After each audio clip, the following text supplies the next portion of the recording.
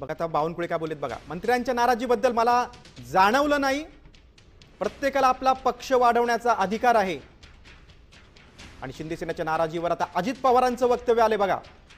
उपमुख्यमंत्री अजित पवार म्हणाले की आमचेही काही मंत्री कॅबिनेटच्या बैठकीला हजर नव्हते। देवेंद्रजी आणि CS असं बसतो आणि मला असं वाटलं, कारण आमचे पण मकरंदाबा पाटील नव्हते, दत्तामामा भरणे नव्हते, मुश्रीफ साहेब पण लवकर निघून गेले कारण त्यांना जायचं होतं।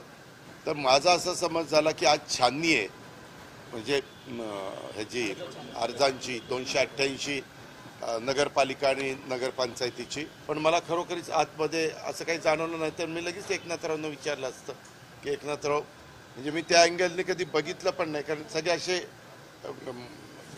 वेगवेगळ्या त्यांच्या प्रोटोकॉलप्रमाणे जागा ठरलेल्या असतात आणि त्या पद्धतीने आम्ही बसलो।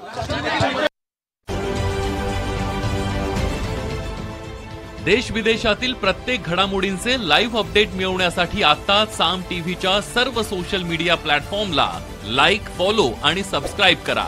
तसंच सर्व नोटिफिकेशनसाठी बेल आयकॉन प्रेस करायला विसरू नका।